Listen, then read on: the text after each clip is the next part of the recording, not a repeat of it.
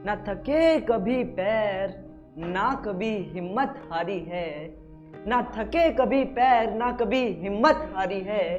हौसला है जिंदगी में कुछ कर दिखाने का, इसीलिए अभी भी सफर जारी है। ना थके कभी पैर, ना कभी हिम्मत हारी है। ना थके कभी पैर, ना कभी हिम्मत हारी है। हौसला है जिंदगी में कुछ कर दिखाने का, इसलिए अभी भी सफर जारी है। तो आपका बहुत बहुत स्वागत है आपके अपने चैनल स्किल शाला पर, जहां हम 9th और 10th की मैथमेटिक्स और साइंस करते हैं। यार, अब तक हम चैप्टर नंबर 1 और चैप्टर नंबर 2 बहुत डिटेल में कर चुके हैं, और आज की क्लास में यार हम लोग शुरू करने जा रहे हैं अपना नया चैप्टर, जो कि है क्लास 9th का चैप्टर नंबर 3, कोऑर्डिनेट ज्योमेट्री। यार, चाहे आप क्लास 9th में इस चैप्टर को पढ़ रहे हो, चाहे आप क्लास 10th में इस चैप्टर को पढ़ रहे हो, ये चैप्टर आपके लिए बहुत इंपॉर्टेंट है, क्योंकि लीनियर इक्वेशन विद 2 वेरिएबल में सबसे बेसिक ज्योमेट्री जो लगती है वो है कोऑर्डिनेट ज्योमेट्री। तो यार, इसी के साथ आज हम इस चैप्टर को शुरू करने जा रहे हैं। तो चलिए शुरू करते हैं।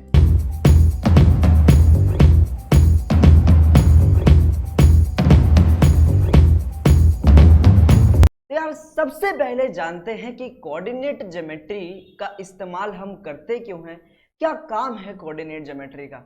चलिए एक सिनेरियो को इमेजिन करते हैं, जहां आप एक क्लासरूम में बैठे हैं और आपको किसी पर्टिकुलर बच्चे को लोकेट करना है। तो आप कैसे करेंगे, आप कैसे बताएंगे कि इस बच्चे का क्या एड्रेस है। तो मैंने कहा, आप ऐसे तो नहीं बोल सकते कि भैया वो लेफ्ट वाला बच्चा है या वो राइट वाला बच्चा है, क्योंकि लेफ्ट में तो यार हमारे बहुत सारे बच्चे बैठे हुए हैं और राइट में भी हमारे बहुत सारे बच्चे बैठे हैं। अब मैं बात कर रहा हूं कि अगर आपको किसी पर्टिकुलर बच्चे को, किसी एक अकेले बच्चे को लोकेट करना हो या उसका एड्रेस बताना हो, तो आप कैसे बताएंगे। तो मैंने कहा, देखा जाए तो ये थोड़ा कठिन लग रहा है कि हम कैसे बताएं कि ये एक पर्टिकुलर बच्चा यहाँ है या एक पर्टिकुलर बच्चा यहाँ है। बच्चों, इसका सबसे आसान तरीका है कार्टेशियन प्लेन।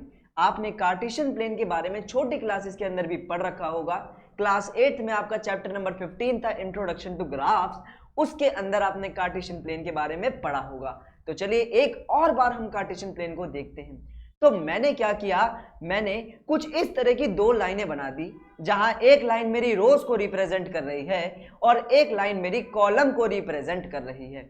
अब अगर मैं बात करूं कि ये बच्चे का एड्रेस क्या है, तो आप बड़ी ही आराम से बता सकते हैं कि पहली बात, ये बच्चा सेकंड कॉलम के अंदर बैठा हुआ है। देखिए भाई, ये बच्चा जो है कहाँ है, सेकंड कॉलम के अंदर बैठा हुआ है। ये बच्चा दिखाई पड़ा, हाँ। और आप कहेंगे सेकंड कॉलम में भी ये बच्चा थर्ड रो पर बैठा है। तो आप क्या कहेंगे, अगर आपको इस बच्चे को लोकेट करना है तो कैसे करेंगे, आप कहेंगे सेकंड कॉलम है और थर्ड रो है। बात समझ आ रही है।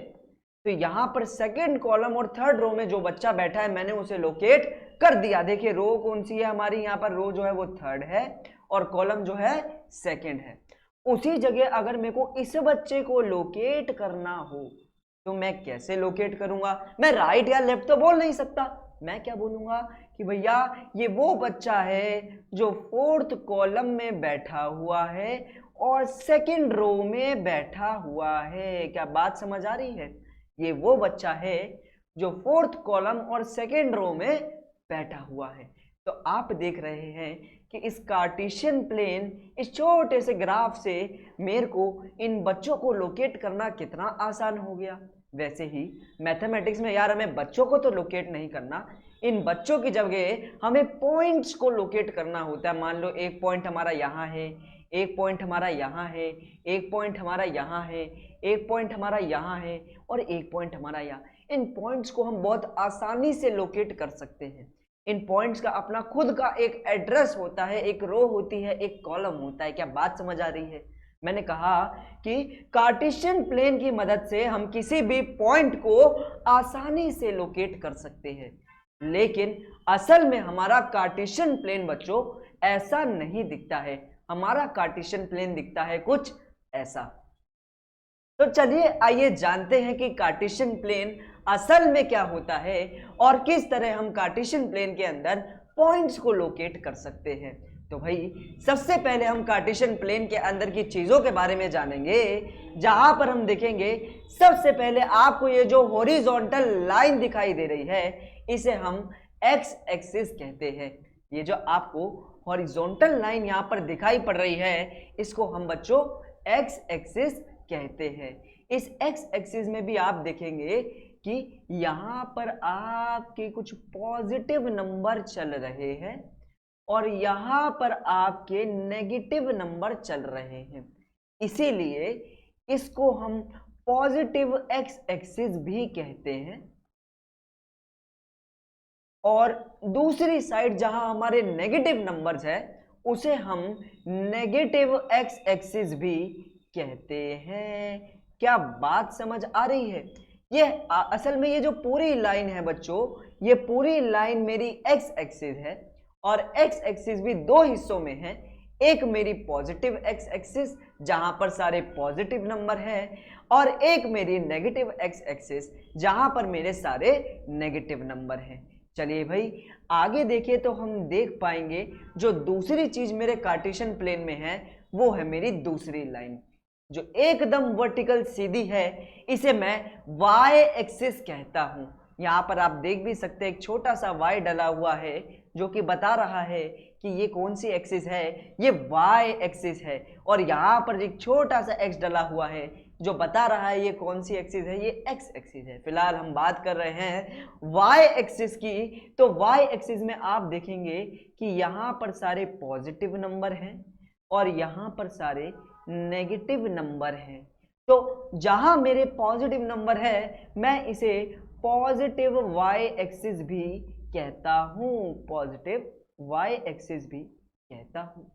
और जहां मेरे सारे नेगेटिव नंबर है इसे मैं नेगेटिव y एक्सिस भी कहता हूं। ठीक है, तो यहाँ एक ऐसी y एक्सिस जहां पर सारे नेगेटिव नंबर हो उसे मैं नेगेटिव y एक्सिस कहता हूं। एक हमने पढ़ा x एक्सिस जो हमारी हॉरिजॉन्टल लाइन होती है, एक हमने पढ़ा y एक्सिस जो हमारी वर्टिकल लाइन होती है, एंड एट द एंड जिसके बारे में हमें पढ़ना है वो है ओरिजिन। बच्चों जहां पर ये x एक्सिस और y एक्सिस आपस में एक दूसरे को काटती हैं, एक दूसरे को इंटरसेक्ट करती हैं, वो जीरो, वो ओरिजिन होता है। क्या बात समझ आ रही है? ये मेरा क्या है बच्चों? ओरिजिन है। तो आपने क्या देखा, हमने टोटल 3 चीजों के बारे में पढ़ा। कौन कौन सी? सबसे पहले मेरी x एक्सिस, फिर y एक्सिस और फिर मेरा वो पॉइंट जहां पर ये दोनों एक्सिस एक दूसरे को इंटरसेक्ट करती है जिसे मैं ओरिजिन कहता हूं। आशा करते हैं कि आपको समझ आ गया होगा कि एक कार्टेशियन प्लेन के अंदर कौन कौन सी चीजें होती हैं, x एक्सिस, y एक्सिस और वो बीच का ओरिजिन। तो चलिए भाई आगे देखिए। तो अब हम सीखने जा रहे हैं कि किस तरह हम किसी भी पॉइंट को कार्टेशियन प्लेन पे प्लॉट कर सकते हैं। तो आप अपने सामने देख रहे हैं कि हमने एक प्लेन पर, इसे हम कार्टेशियन प्लेन बोलते हैं, तो हमने यहाँ पर एक कार्टेशियन प्लेन पर बच्चों बहुत सारे पॉइंट्स ले रखे हैं। अब इन पॉइंट के एड्रेस को हम क्या बोलते हैं बच्चों? कोऑर्डिनेट बोलते हैं। क्या बोलते हैं? कोऑर्डिनेट बोलते हैं।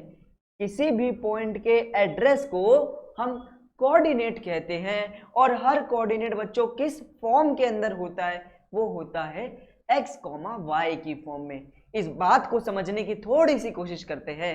जैसे जस्ट सपोज मैंने ये वाला पॉइंट ले लिया, अब ये वाले पॉइंट का सबसे पहले हमें क्या लिखना है? x वाला। चलिए भाई x एक्सिस की तरफ भागो तो आप देखेंगे x एक्सिस पर आपका क्या पड़ा?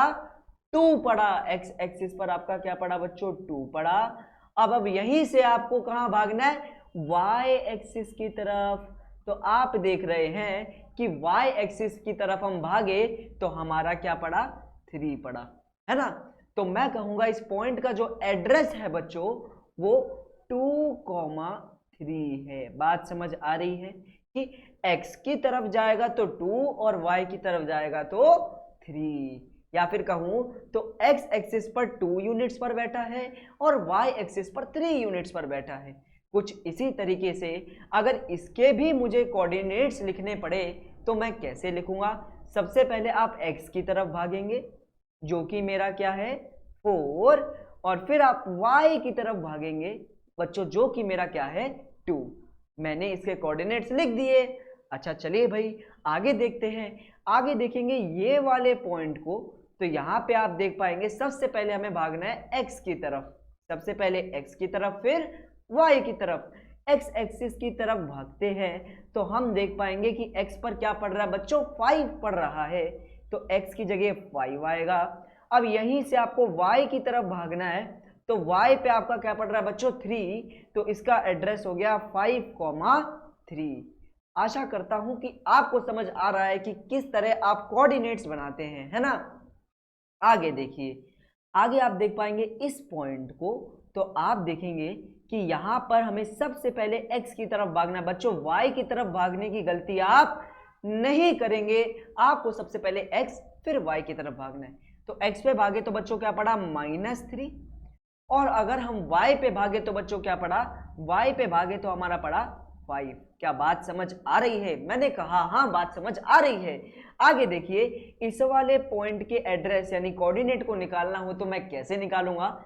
सबसे पहले x की तरफ भागो, क्या पड़ा -5 पड़ा, और फिर y की तरफ भागो, क्या पड़ा 1 पड़ा।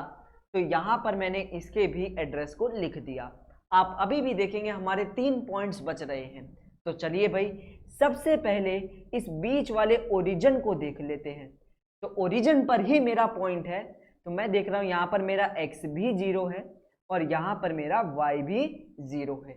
बहुत इंपॉर्टेंट बात है कि जो ओरिजिन के कोऑर्डिनेट्स होते हैं बच्चों वो होते हैं 0,0। अभी हम बात करते हैं इस वाले पॉइंट की, तो आप सबसे पहले देखेंगे यहां पर x क्या पड़ रहा है और y क्या पड़ रहा है। तो सबसे पहले x की तरफ भागो, x एक्सिस आजा आजा आहा। तो x एक्सिस पर तो यार ये 0 पे टच कर रहा है, और y की वैल्यू आपको यहाँ पे क्या दिखाई पड़ रही है, y की वैल्यू दिख रही है 5। तो यहाँ पर आप जल्दी से क्या लिख दीजिए 5। तो आपने देखा ये क्या आ गया 0,5। तो ठीक है, बात तो मेरे समझ आ गई।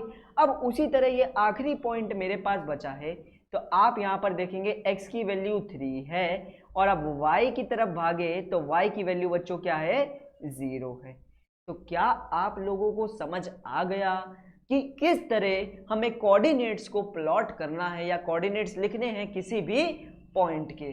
चलिए भाई अब हम एक और इम्पॉर्टेंट चीज जान लेते हैं किसी भी कोऑर्डिनेट के बारे में। तो यार याद रखना, इस x वाले को आप हमेशा एब्सिसा बोलेंगे। क्या बोलेंगे? एब्सिसा बोलेंगे। और इस y कोऑर्डिनेट को आप ऑर्डिनेट बोलेंगे। जैसे आप कोई भी पॉइंट यहां पर उठा लीजिए, यहां पर मैंने एक -5,1 पॉइंट उठा लिया। इस पॉइंट का एब्सिसा बच्चों क्या है -5 है, और इस पॉइंट का ऑर्डिनेट आपका क्या है 1 है। क्या बात समझ आ रही है? मैंने कहा हाँ, एकदम झक्कास क्लियर हो गई कि जो x वाला होगा वो एब्सिसा और जो y वाला होगा वो ऑर्डिनेट। चलिए भाई अब लास्ट कॉन्सेप्ट कर लेते हैं, उसके बाद पूरे चैप्टर के कॉन्सेप्ट हमारे क्लियर हो जाएंगे और हम एक और वीडियो में इस चैप्टर को भी खत्म कर देंगे। तो भाई यहां पर अब हम बात कर रहे हैं क्वाड्रेंट्स की। तो आप देखेंगे कि हमारा जो कार्टेशियन प्लेन है वो असल में 4 हिस्सों में बटा हुआ है। बात समझ आ रही है? एक ये वाला हिस्सा है, एक ये वाला हिस्सा है, एक ये वाला हिस्सा है और एक ये वाला हिस्सा है। इन चारों हिस्सों को बच्चों हम क्या बोलते हैं? क्वाड्रेंट बोलते हैं। क्या बोलते हैं? क्वाड्रेंट बोलते हैं। और ये वाला क्वाड्रेंट मेरा क्वाड्रेंट 1 होता है, ये वाला क्वाड्रेंट मेरा क्वाड्रेंट 2 होता है, ये वाला क्वाड्रेंट मेरा क्वाड्रेंट 3 होता है, और ये वाला क्वाड्रेंट मेरा क्वाड्रेंट 4 होता है। बच्चों आप कभी भी इसे क्वाड्रेंट 1 नहीं लिखेंगे वरना गलत हो जाएगा। जो जिसका नाम है वो उसी को साजे, कोई दूसरा ले तो डंका बाजे। इसलिए यहाँ पर इसे क्वाड्रेंट 1 रहने दीजिए, इसको क्वाड्रेंट 2 या 3 नहीं मानेंगे, जो है वही रहने देना है। ये क्वाड्रेंट 1 है, ये क्वाड्रेंट 2 है, ये क्वाड्रेंट 3 है और ये क्वाड्रेंट 4 है। आप आगे पीछे बिल्कुल मत करिएगा, ठीक है। तो यार क्वाड्रेंट के बारे में हमें क्या जानना है वो भी जान लेते हैं। यार अगर आप क्वाड्रेंट 1 को देखें जो कि मेरा ये वाला है, तो इस क्वाड्रेंट 1 के अंदर आप कोई भी पॉइंट ले लो, वो दोनों पॉइंट आपके पॉजिटिव रहेंगे। फॉर एग्जाम्पल जैसे मैं यहाँ पे एक रैंडम पॉइंट ले लेता हूँ। इस पॉइंट के कोऑर्डिनेट्स क्या क्या है? मैंने कहा पहले x की तरफ जाओ, x की तरफ मेरा पड़ा 3। मैंने कहा y की तरफ जाओ, y की तरफ भी मेरा क्या पड़ा बच्चों? 3 पड़ा। तो मैंने देखा दोनों क्या आए हैं? पॉजिटिव। दोनों क्या आए हैं? पॉजिटिव। दोनों क्या आए हैं?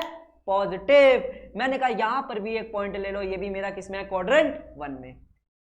मैंने कहा x की तरफ जाओ, x की तरफ जाओ जाओ जाओ जाओ जाओ, क्या पड़ा? 1 पड़ा। मैंने कहा y की तरफ जाओ, क्या पड़ा? 5 पड़ा। तो मैंने देखा ये दोनों भी क्या आए? पॉजिटिव आए।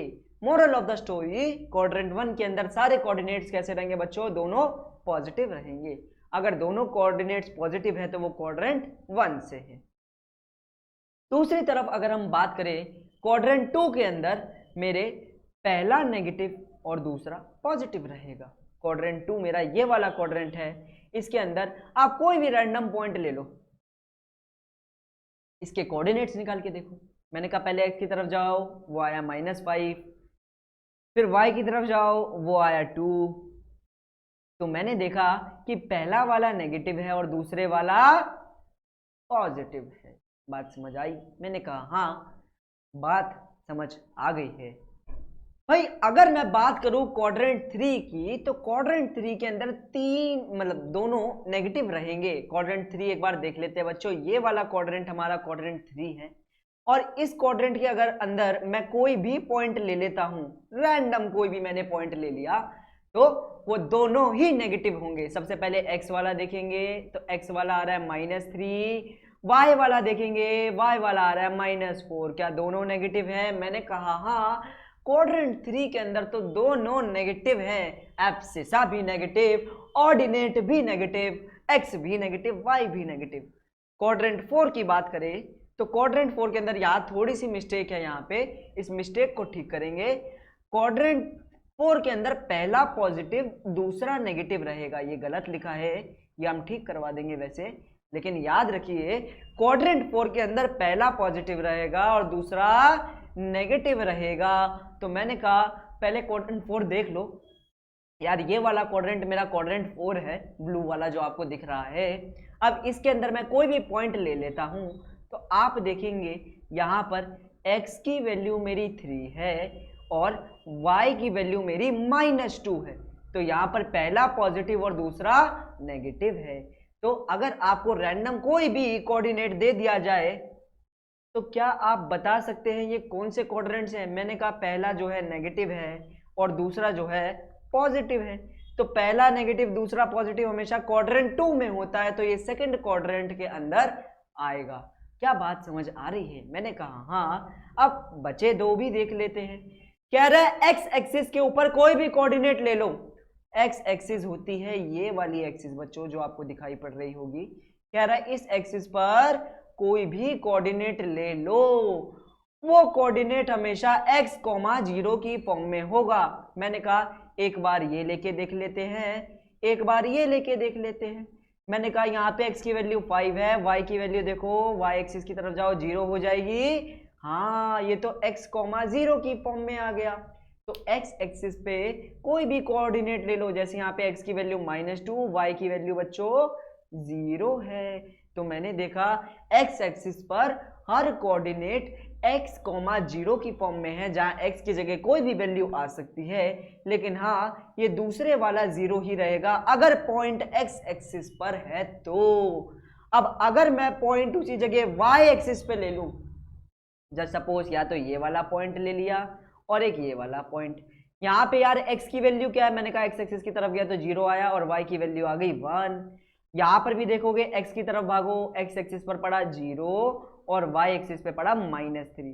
तो ये 0, y की फॉर्म में है, जहां पहले वाला हमेशा क्या है 0 और दूसरे वाले की जगह कोई भी नंबर हो सकता है। यार आज के लिए बस इतना ही। इस पूरे चैप्टर के बेसिक्स हमने जल्द से जल्द और अच्छे से अच्छे समझाने की कोशिश की है। और आशा करते हैं कि आपको ये चैप्टर भी समझ आया होगा। और अगर आपको इस वीडियो से कुछ भी अच्छा समझ आया है तो यार प्लीज़ इस वीडियो को लाइक कर दो, चैनल को सब्सक्राइब कर दो। और अगर आपको साइंस की वीडियो देखनी है तो वो अभी आपको स्क्रीन पर दिख जाएगी। यार तब तक के लिए प्रैक्टिस करते रहो और बाय बाय।